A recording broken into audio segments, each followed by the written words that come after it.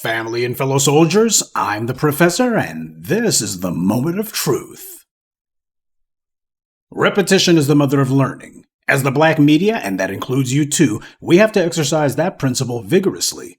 And rule number one of repetition is, you think for yourself. There's a lot of people competing for your eyeballs and for your ears, and they'll try to clog your mind with all kinds of rot if you let them.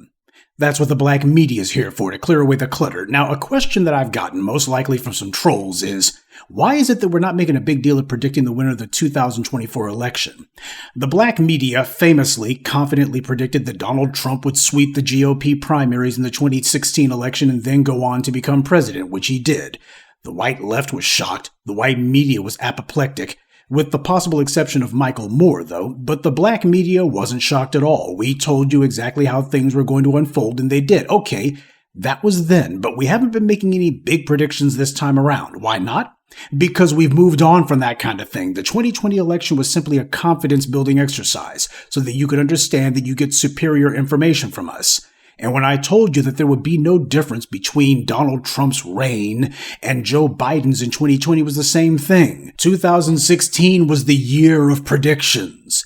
2020 was the year of clarity. Now that you saw what the Orange Man was, and for the Negroes who were scared to death in 2020, oh, he gonna be too dangerous to leave him in there, how have things worked out for you under Biden? Do you feel safer now? You feel more prosperous? Do you feel better?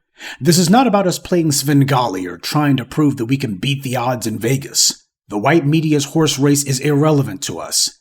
Do you think that Israel is worried about who's going to win this election? Both Trump and Harris are tripping over their forked tongues to prove who's more devoted to Netanyahu. Billions of dollars going overseas for bombs and missiles. Meanwhile, they're telling us that there's no money for our reparations or for anything here at home. So that tells you what the priority is. Do you think that the billionaire investor class is worried about who's going to win the election? I already laid out for you how Kamala Harris is taking money from Blackstone and how BlackRock is advising her on the housing crisis they started. So Kamala Harris is firmly in the hip pocket of America's largest landlords, and Trump is part of the billionaire class, well, at least on paper anyway, or at least according to his own boasting. But the point is, neither candidate is a threat to certain constituencies. See, no matter who loses the election, their backers and donors win. That's what you do. How do you guarantee that you win a war? By funding both sides. We are trying to make sure that we get off of that particular treadmill. Now, according to the latest polls, we've been told that there's a horse race going on, but when you look a little bit deeper at the numbers, it doesn't quite look so much like a horse race that's neck and neck.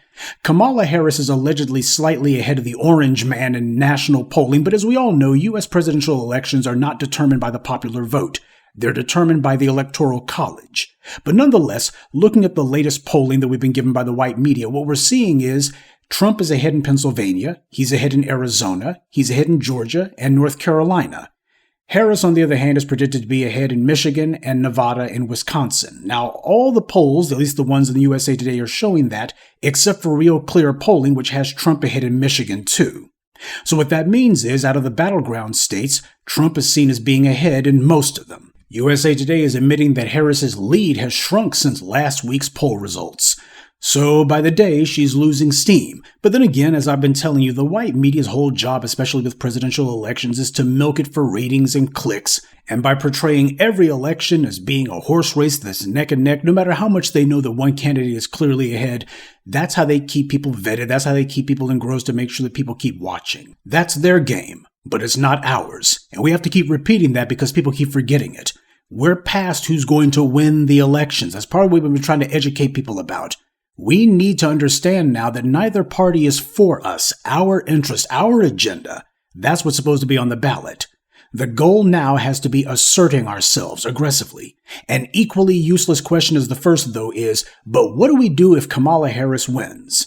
Family, we'll do the same thing as if Trump wins, or if by some absurd miracle a third-party candidate like Jill Stein wins. We're going to be pushing our demands regardless.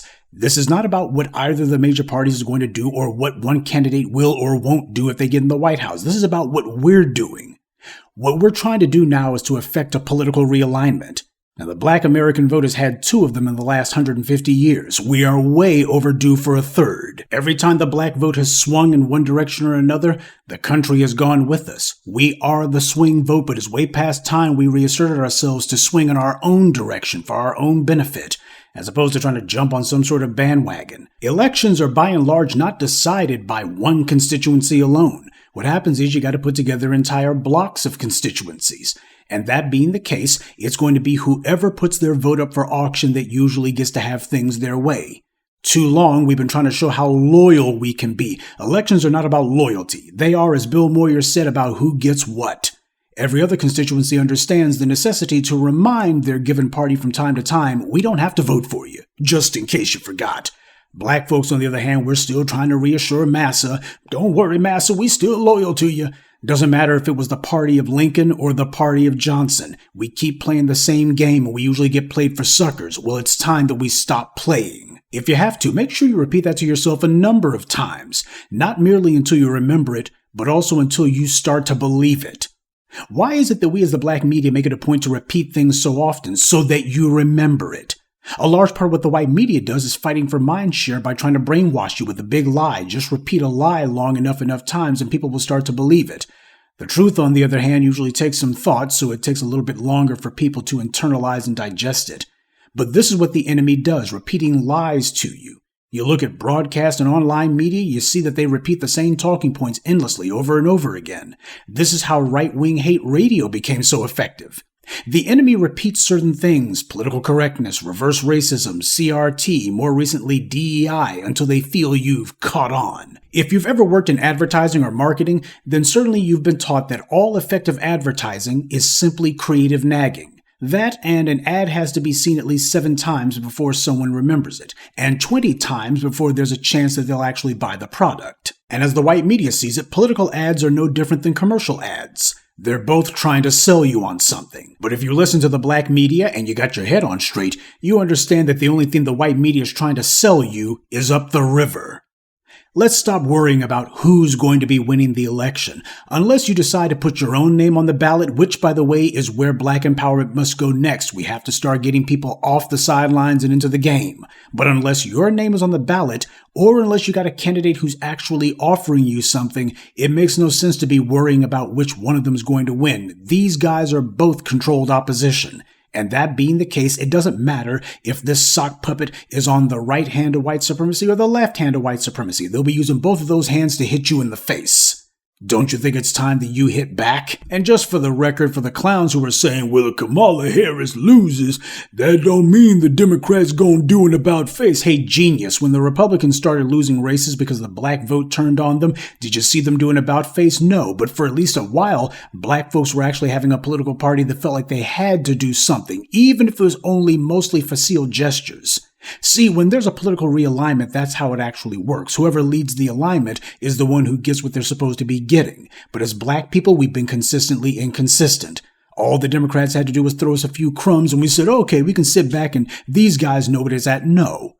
They're going to need the occasional reminder. They're going to need for us to repeat to them. We can yank back our goodwill anytime we get ready. That's what's supposed to be happening here. The entire point of what it is that we're doing now is to teach everybody in the political landscape a message. And the message is nobody can depend on the black vote, except for black voters.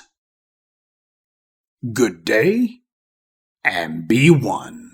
I'd like to take a moment to mention some of our contributors. Bobby Ross, Rochelle Rollins, Michael Williams, Glenda Tice, and Mark Singleton. Salute to them and thank you to everyone for listening, liking, and sharing this message. Black empowerment only exists because of you.